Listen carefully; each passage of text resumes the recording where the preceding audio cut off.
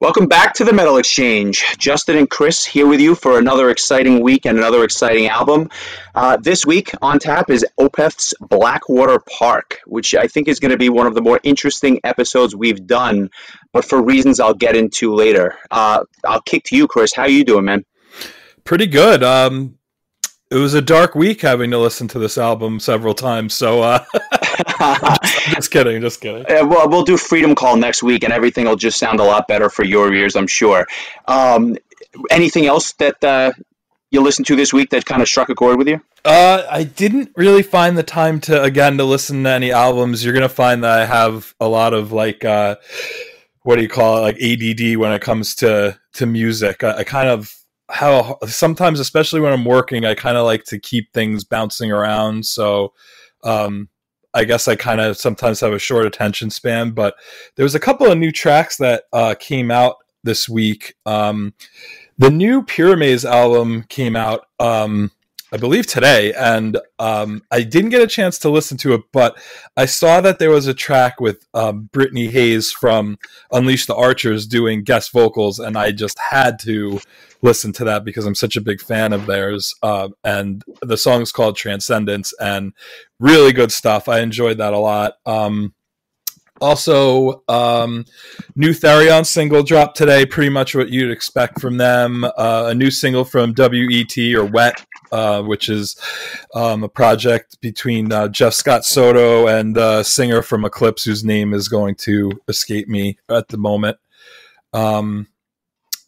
And then also I did post the other day my most recent playlist I put together, and that'll really kind of give you an idea of what I've been listening to lately. I definitely want to make a shout out to Ashley Edison, lead singer for Power Quest. His other band, Dendera, released a single from their next album, Reborn into Darkness, which I believe is going to be coming out either by the end of this year or early next year. The song is called Reborn. Really awesome stuff by Ash on vocals, his brother Brad on bass, and the other guys from Dendera. Definitely want to recommend that. And I do want to say I haven't heard the album yet. I don't know if it's out. It might be, but the singles I've heard so far from the new Jeff Scott Soto album I'm really enjoying. Just pretty much what you'd expect from Jeff Scott Soto, like really good, just good, like classic hard rock. But I believe there was a song, it was called Someone to Love, which is a really, really awesome ballad that I really enjoyed. So those are some of the tracks that kind of caught my ear this week. Nice. I at the top of my list was the new Pyramaze album, and I was actually going to talk about it. It came out today, and I think it's probably in contention for album of the year. I listened to it twice already. It blew me away. I've always been a fan of theirs. I thought that even, no matter who was singing on the discs, I just thought that they were really, really catchy, melodic power progressive albums, if you will. The new one, though, and maybe it's because my expectations were not the highest, and I'm not even sure why that is, but I put it on, and I could not get enough of it. I immediately started the entire album and played it straight through twice. That's how much I loved it. I need to spend more time with it, but that is a contender for album of the year for me. That's how solid the entire disc is from beginning to end. And while I have everyone here, one other thing that I just would be remiss if I didn't mention, yesterday you sent me a track, and it was a song that obviously, we spoke about Nightwish last week, but you sent me a vocal coach doing basically a critique of Ghost Love Score, which it's obviously off of Once. It's not off of Oceanborn, but it's one of their most famous and probably most popular songs. I got so much joy out of watching somebody else hear that for the first time that it actually gave me chills. I was that taken back by somebody else's reaction who's not in the metal scene by any means, just somebody who had been recommended this song, heard it, and was just blown away by Floor's performance on a live rendition of Ghost Love Score. So thank you for sending that to me. That was awesome. I really, really was taken back by that. And one other thing that I had been listening to this week, I was revisiting a lot of the old Leprous stuff that I just love. Obviously, a band that has a little bit of an Opeth tendency to it, actually, ironically enough. But I was listening to the Congregation, their 2015 release, and I can't give them enough praise. Every album is different. I think that they've matured quite a bit from their earlier stuff, which I love. But I think they are due to break out as one of the top progressive metal bands going forward, and it's a shame that they can't tour anymore, because I know they had a successful U.S. tour a couple of years ago, and I'm just hoping to hear and see them stateside in the near future when things return to normal. They are a fantastic band. They're definitely one of those bands that I would not have expected to like as much as I do, just because of the style, but I really enjoy them. Like, as a power metal guy, like, I really enjoy Leprous. I love the vocals, the way he can do, like, just both, like, really kind of quiet and like really just soft singing, but also really powerful. Definitely a fan of Leprous. And going back to that Nightwish video, I just found myself, just like, I was watching this on my phone laying on the couch, and I just found myself smiling at watching this woman who had never heard Nightwish before, and just like her facial expressions alone made the whole thing. It was like a 23-minute video, because she would stop and talk about like each part of the song that she was listening to, and just her wonderment and her appreciation as like a professional vocal coach was so cool. And she, took the time to not just comment on the vocals, but also the music itself, Floor's outfits. So I will definitely have to put a link to that. I mean, I think the video had, if it didn't have 1 million views, it had close to it. So I'm sure a lot of people have seen it already, but it's just, as a metal fan, I definitely wanted to echo your sentiments that it was really just a pure joy to watch that video. It was almost as if they had recorded us when we, going back to 1997 and 1998, when we heard things for the first time. That was kind of the joy that we got out of it, although she articulates it a lot better than I do, for sure. But just the expression on her face, and the bewilderment and the wonder of what she was actually hearing for the first time, it brought me back to to when we were hearing this stuff for the first time, and that's really why it struck a chord with me. Yeah, she was like her use of the alto vocals here. You can say that she's singing in a piano style, and we were just like, wow. So that was the difference between her and us hearing metal for the first time. Yeah. Then again, I don't know that I could speak after I heard this stuff for the first time. So credit to her for actually being able to put words to it. With shifting gears, I picked an album for this week that, spoiler, it's one of my favorite albums of all time. But I purposely picked it because, A, it's a band that has been one of the most famous bands, I guess, that we've done so far, and one of the most successful and commercially successful at that. I think they've even been nominated for a Grammy or two. But the reason I wanted to do this album was because I know this is not in your wheelhouse. And I know it's something that you've heard, and it's an album that you've obviously heard about, and you've heard the tracks on it, but I don't know that you ever took the time to really sit there and listen and digest this straight through.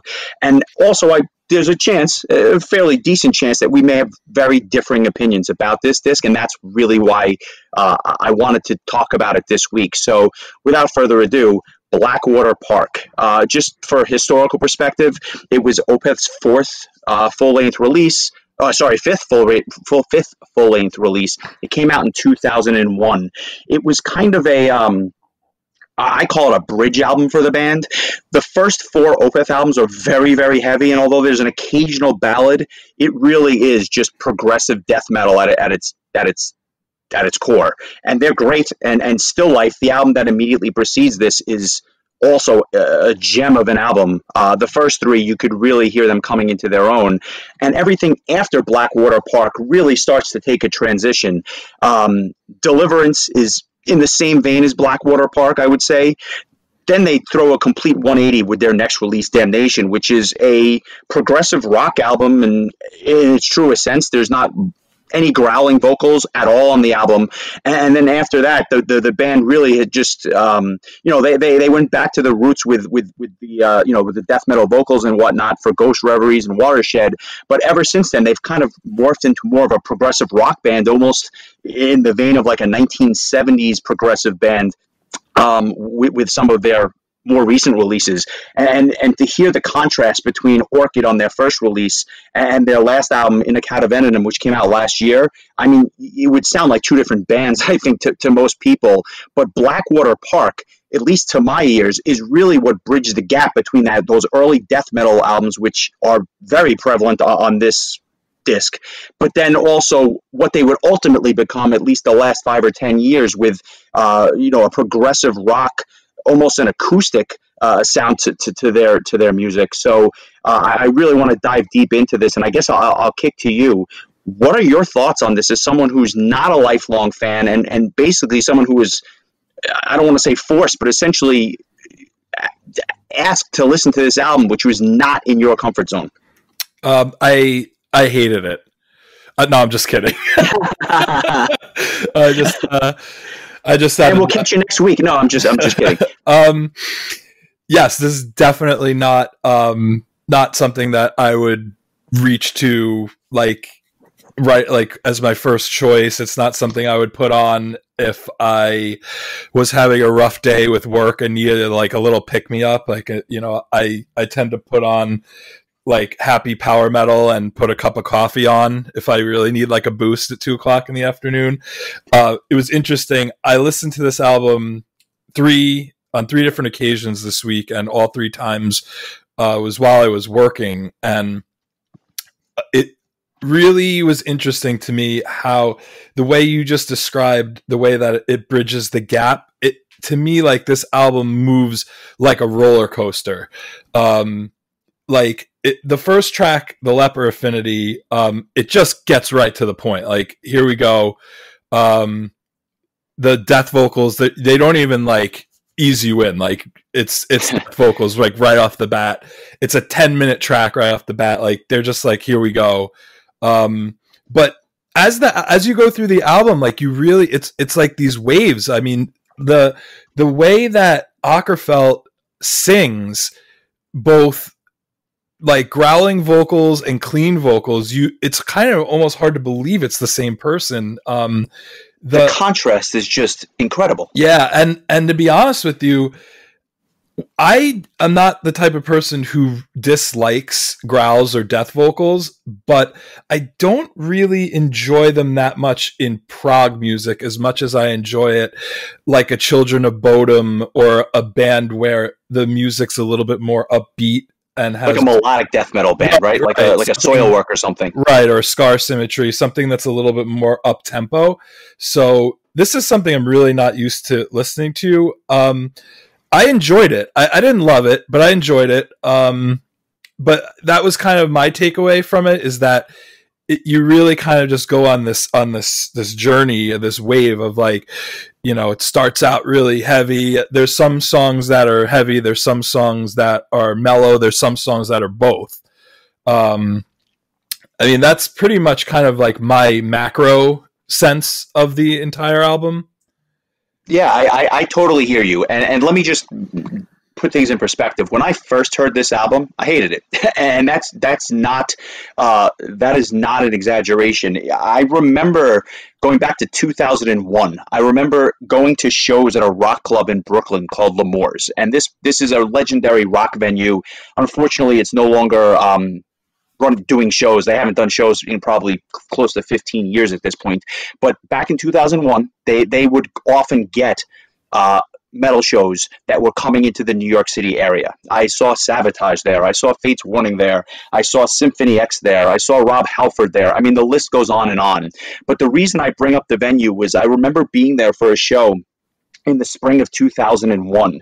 And when I was there, I saw a poster on the wall for an upcoming concert with a band called Opeth. And I remember seeing the logo with their O, the famous O, which is, obviously the first letter of the band. And I thought it was like a really cool logo. And then the next time I was at the venue, I remember seeing a ton of Opeth shirts.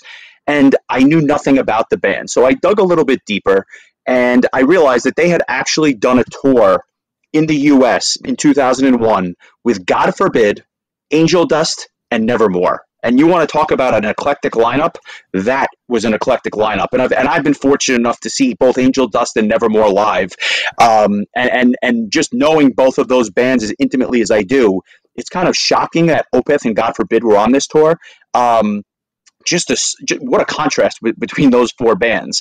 But anyway, I see these Opeth shirts all over the place in 2001 and 2002, and I really kind of just start checking them out. And Blackwater Park had just come out in 2001, and I think the first song I had heard was The Leper Affinity, and I heard it, and I never listened to them again for about 2.5 years, just because I did not understand what the appeal was. Right. And Chris, I'm sure you can echo these sentiments. At the time, we were listening to a lot of prog and a lot of power metal, but growling vocals or those, black metal vocals in other circles, but we were not listening to vocals like this. This was not in our wheelhouse. No. And there was a time in my life where if I heard any growls, I was out. Like, I remember a time where you told me to listen to Epica, and I was like, I don't like it. And you're like, why? And I'm like, because there's growls. And it's like, what is that? Like 20% of Epica? But that's how close-minded I was about that type of vocal. So I'm sure I heard Opeth around the same time and probably just tuned it out right away and just said, this isn't for me. Yeah. And I don't blame you. What made me kind of go back into going back to them, I guess, was that Steven Wilson from Porcupine Tree, who was at the time probably one of my favorite musicians, if not my favorite musician, in the early 2000s. Porcupine Tree, which obviously sounds nothing like Opeth, or at least nothing like the heavier Opeth. They were coming off a series of just phenomenal records: Lightbulb Sun, Stupid Dream, Deadwing. These were some of my favorite albums at the time. And I wound up, I guess, hearing that Steven Wilson not only helped produce Blackwater Park, but he also appeared doing guest vocals. And I said, what I heard was nothing like Steven Wilson. The Leper Affinity was not a Steven Wilson song that I was used to hearing with Porcupine Tree. But I said to myself, there must be some sort of a overlap or something that I was missing, and ultimately the two bands wound up going on tour together after Opeth had released the Damnation record. So there was definitely a connection there, but I just didn't hear it at first. So I went to Tower Records and I bought the entire album, and I said to myself, let me just sit down and try to digest this from the beginning. And I played it, and I played it, and I played it, and with each listen, I was definitely appreciating it more. But even at the time, it was songs like Harvest that were really I really could get behind. I thought Patterns in the Ivy was, just a beautiful instrumental track towards the end of the disc. But I still didn't understand, I guess, why this album was held by so many in such high esteem. And then as I guess, we all change, right? Tastes change over time. I started listening to bands like Epica and other bands that had growls or growling, more aggressive vocal styles. And one day, the album just clicked for me, and I said, "My God, this album is a work of art." And what did it for me was the I guess we'll call it the juxtaposition between the heavy, aggressive, songs combined with like these literally acoustic guitar parts with the cleanest vocals that you could possibly hear. And the way I would describe this album to someone who's never heard it is just hauntingly beautiful. And the album, even the cover art, which just speaks so clearly as to what this album is about. It's dark, but there's this beautiful, scene, if you will, a beautiful scenery that's painted by the band. I can't even do justice to it. But what I would simply say is that when you listen to these tracks, it is a roller coaster, but it is the most beautiful ride that I think one can go on. And it's the hearing those different styles just melded together in such a way that really just makes this album, for me, one of the greatest albums of all time. That's how much esteem I hold this record in. And I'll tell you, I listened to it a bunch this week just because I love it. And every time I listen to it, I hear new things that I didn't hear the time before that. And I think that that's part of the appeal. It's just a beautiful disc, and the production I think is perfect. And I would put the production up against any album that comes out today. That I definitely can agree with you on. Not being like a real diehard Opeth fan, one of the things I totally noticed was that like signature Opeth like acoustic guitar work that I recognize from their more recent releases that, like you said, are more kind of like in a prog rock type vein. You definitely can hear that is still 20 years ago is still happening. Definitely the production's worth bringing up. I mean, this is a beautiful sounding album.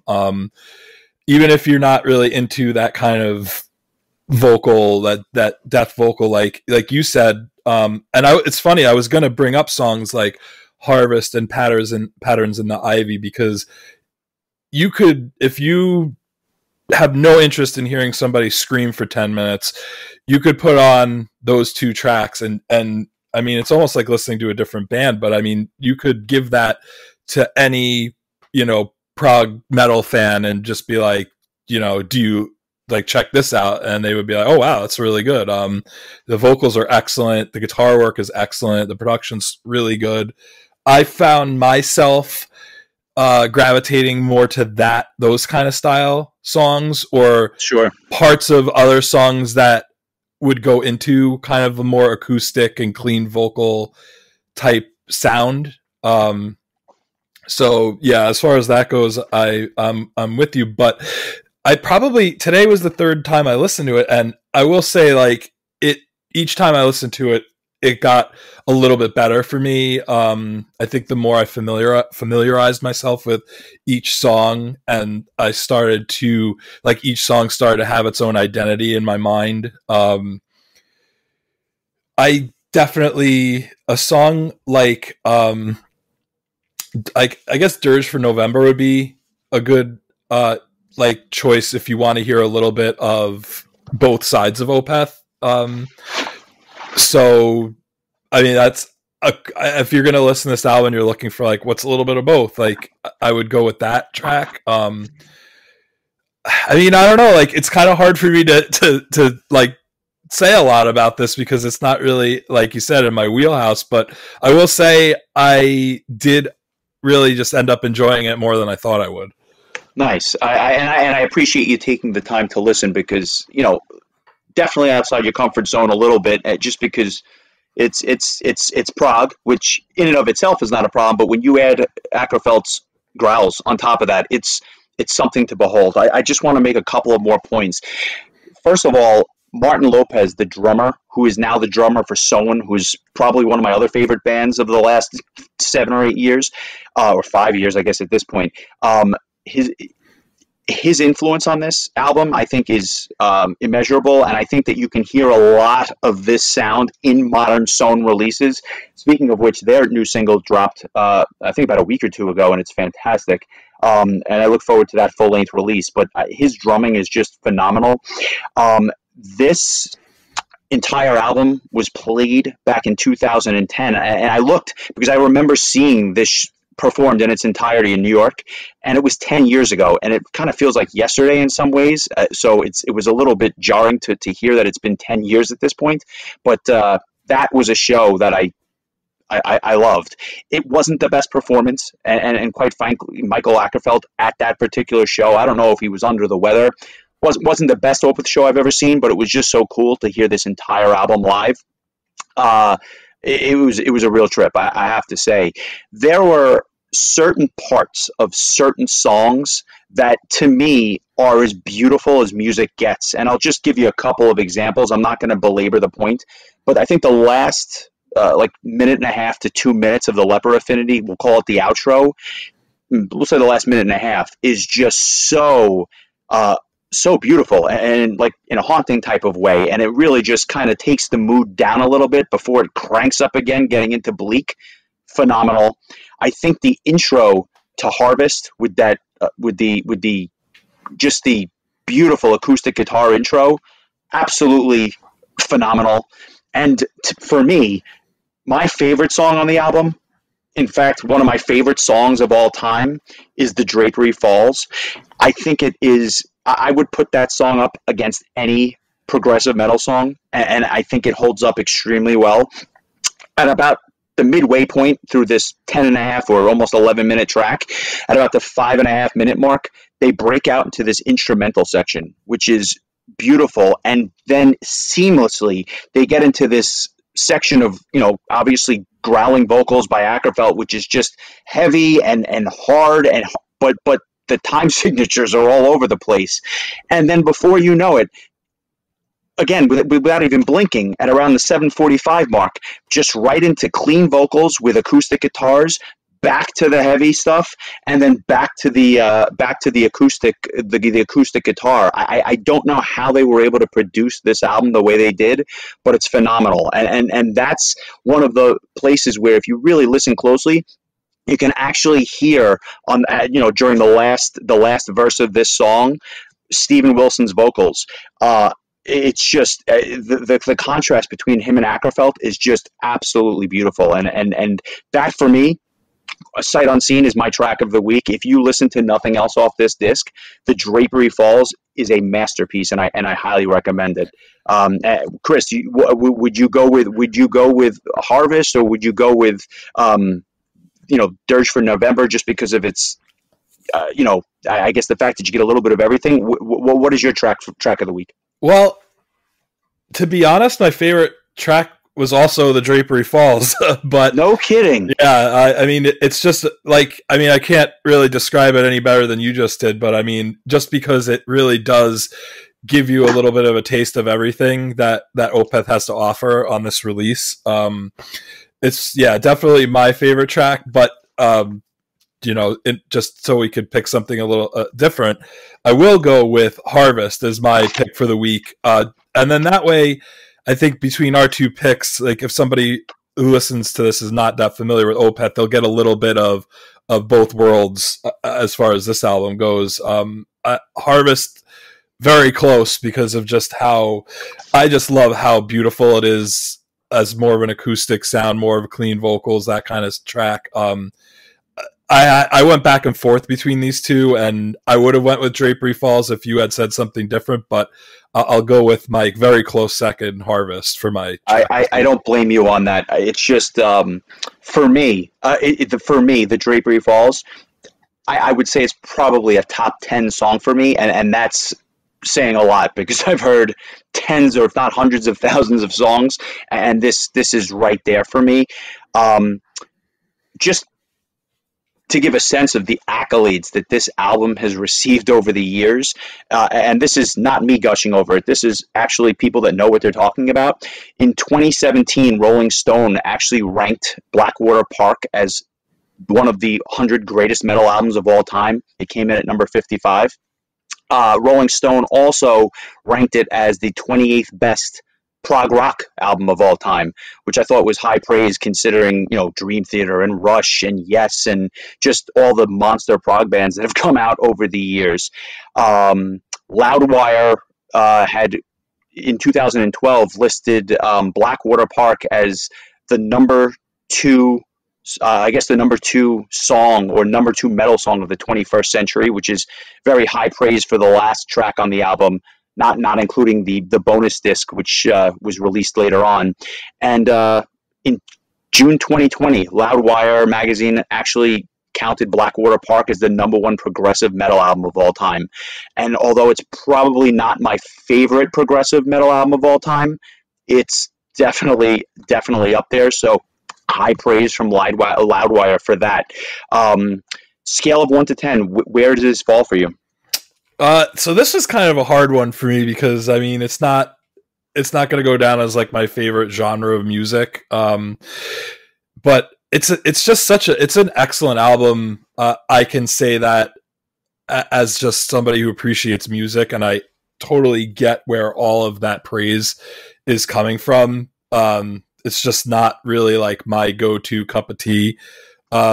I mean, I would give it like a solid 7.0 for me, which I think for this type of thing is pretty much as high as it's going to get. So I hear you. It would be. But listen, I think we'd agree. Sorry, go on. Yeah, I will say that, like, with room to grow. Like, I feel like this definitely would be a grower for me, and if I listened to it more often and maybe, like, you know, every few months just popped it on, I think I would probably grow to appreciate it more. But, like, just for me, this type of music definitely takes some time to marinate. That, like, 1 week of listening to it 3 times isn't gonna do. I totally get that, so I look forward to what Opeth album you're selecting next week. But before we get there, I'll just say this is almost as good as it gets for me. It's damn near perfect. Not my favorite album of all time, but I think I'd be hard pressed not to put it in my top 25 of all time. Where it lands is up for debate, I guess. But to me, it's a solid 9.75. I mean, it's that close to being a perfect album. And it's the kind of thing where I can go back to this at any time, and assuming I'm in the mood, of course, but I can go back to this album and it just brings a smile to my face. I was at one point this week, I was driving in my car while I had the album on, and I thought I was going to crash the car because I was just getting so into it. And again, I've heard it a million times, so it's not like it's new, but it still has that effect for me. You know, Opeth is one of the bigger bands around. They've played Radio City Music Hall in New York City, which is obviously a really famous venue and has a ton of history there.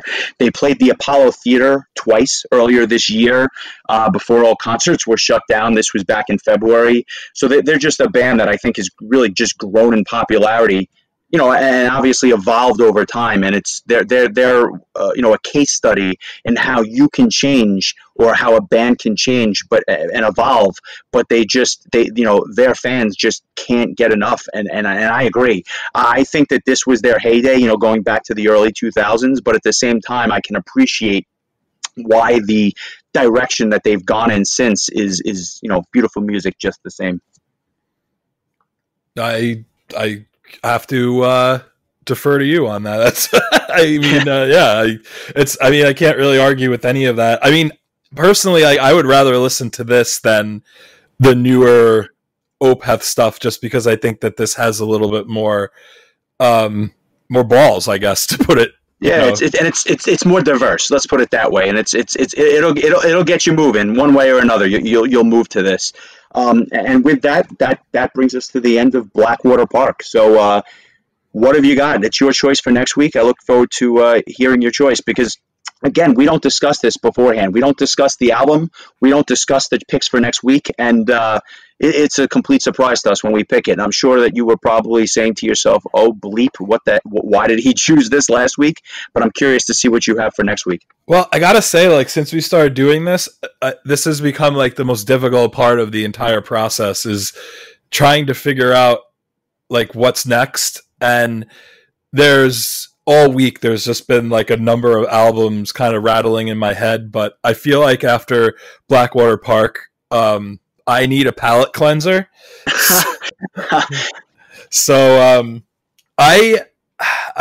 there's, oh my God, I think there may have been like 3 or 4 that I was positive I was going to pick this week and that have changed. But I have decided, and since we plan on continuing to do this, I can, you know, in 2 or 4 or 6 weeks, continue on with some of the other ones. But I just felt like I really wanted to talk about Angra's Angels Cry album from 1993. I won't argue with you. That is also one of my favorite albums and probably my favorite Angra album. I look forward to revisiting it, and no better tribute to Andre Matos than revisiting his first gem with Angra and his first album with Angra. So I look forward to that. That will be a really nice selection for next week. I'll also say thanks to everyone that's reached out to us. We appreciate the love and support, and we look forward to hearing your suggestions. And if you have any suggestions, hit us up. We look forward to hearing or having you guys pick an album or two as we go along, and continue to remain engaged. And we look forward to chatting with you. And we welcome differing opinions. If you think I'm crazy that this is not a top 25 disc of all time, please let me know. And if you think Chris is crazy for not seeing the absolute masterpiece that this is, I'm sure he would welcome that just the same. So with that, that's not true. I don't welcome any dissenting dissension. opinion. Yeah, if you don't agree with me, then you should probably just keep quiet and not anger me, because you wouldn't like me when I'm angry. And with that, please send all hate mail to his attention. I'll just ignore it when it hits our inbox. So thank you for that. With that, we bid you farewell. And we look forward to Angels Cry next week. Take it easy, bud. All right. Thanks, everybody. Have a good one.